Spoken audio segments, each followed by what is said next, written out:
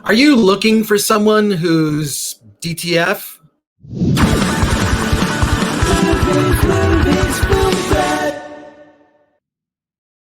Welcome to the Film Threat Podcast. I am Chris Gore, and I hope you're having a good day. It's a good day for me when I get to talk to filmmakers about their movies. And if you've been watching this, you probably know that this is around the time that the leaf blowers show up, but it's also the time I get to talk to you about some really cool documentary films.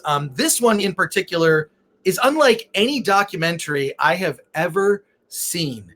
This is not an understatement. DTF is directed by Al Bailey, who's joining us on the Film Threat Podcast all the way from, you're in Australia right now, is that right? No, Manchester, UK.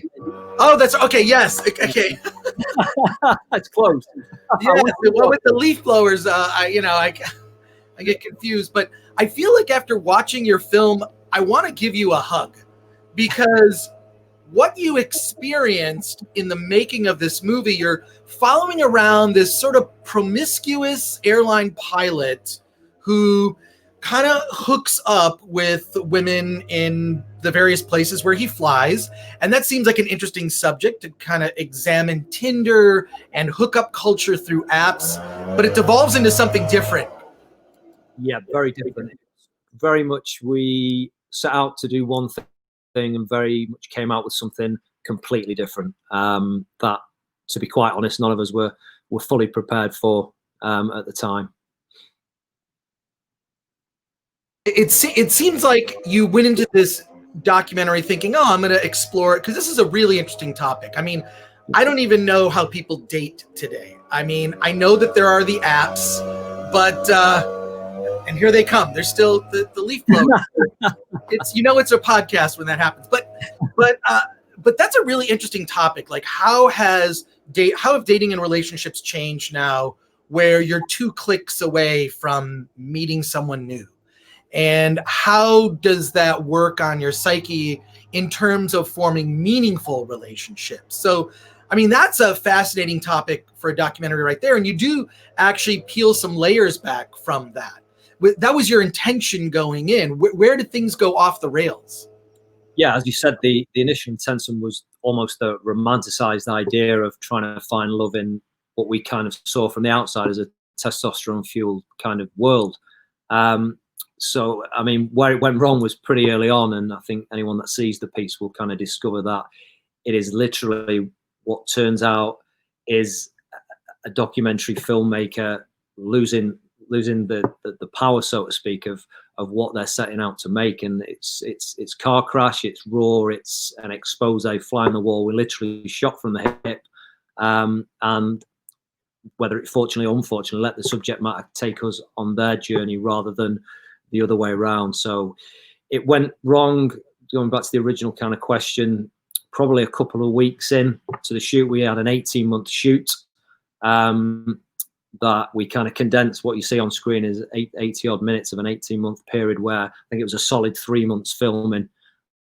So it does appear very crazy, and that's what we wanted to get across. We knew after a few weeks where it was heading, just not to the depravity it did, but we knew we had to deliver at the end of it a project that showed what we experienced in a roller coaster ride, and that's what we try to get across in the final film.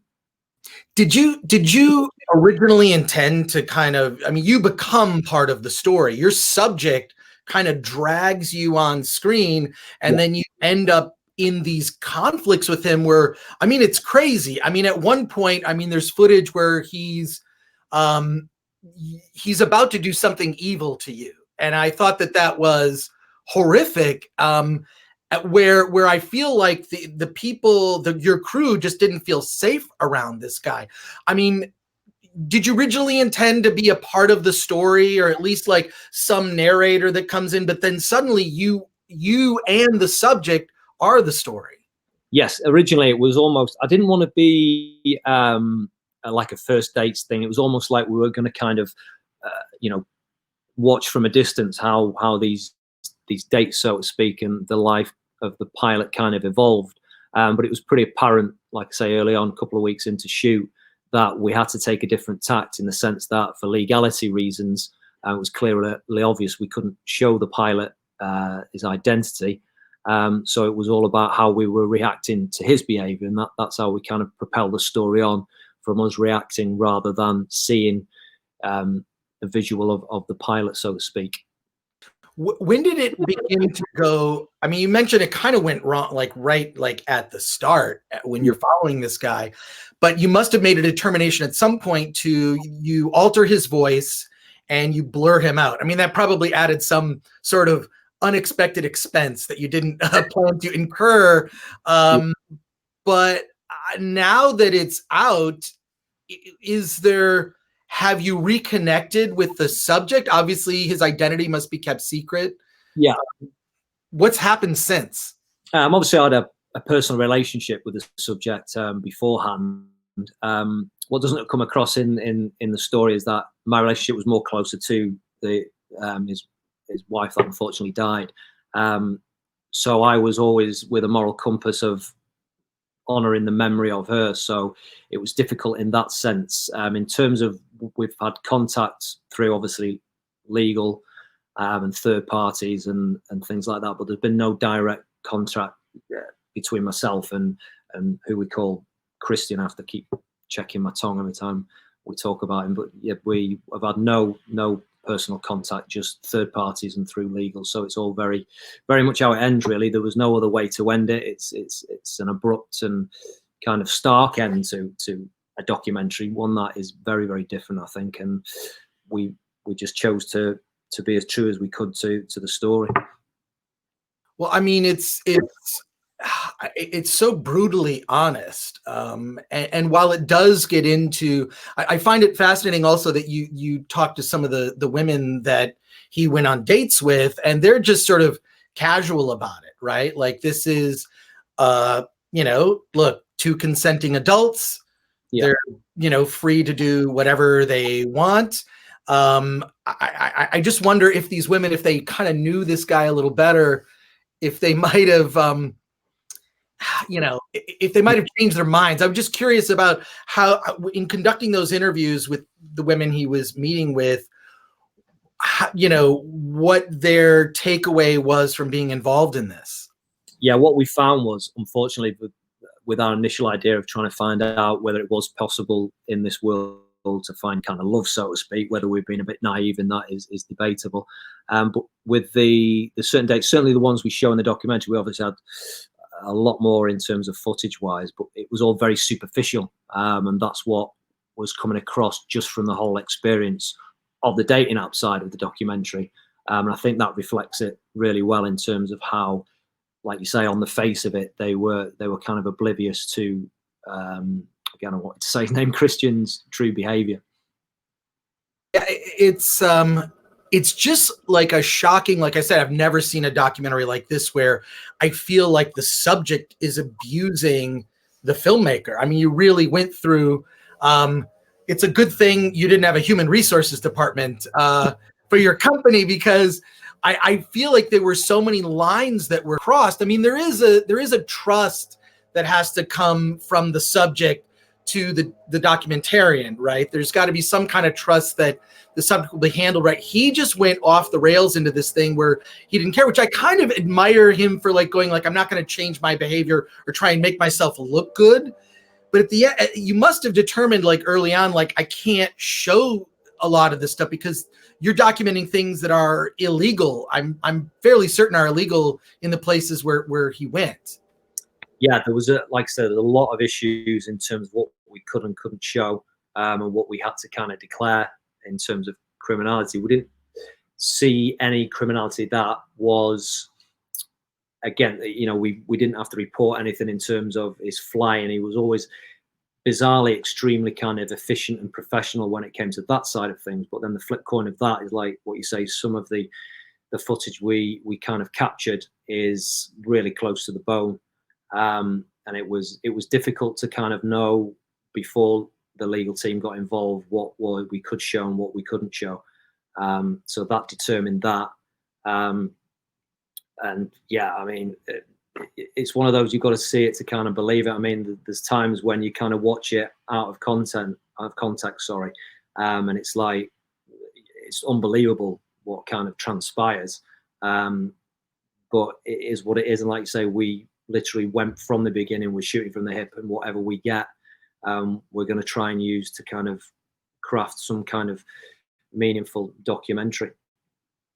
I feel like this might be the worst movie to watch on a plane. I know it's available on iTunes and all the the streaming or video on demand platforms, but has the airline industry, are they aware of this project at all? Are they do they know about it? Like, yeah, I mean, we reached out to, obviously we were, again, because we had to kind of hide any identity, there was no kind of any kind of possibility we could tie it to any of the airlines, purely because of the behavior being shown. There's been no comment as yet.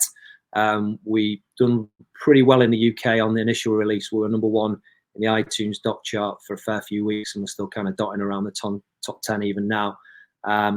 Whether we kind of get to that in the States, time will tell. But I think the more kind of coverage it gets, and the more people that see it, you're either going to hate it or you're going to get something out of it. It's definitely one of those kind of documentaries where you will get it or you won't get it. I think that's great in terms of being a filmmaker. If you can get both sides of the coin in terms of reaction, I think we've obviously done something right somewhere.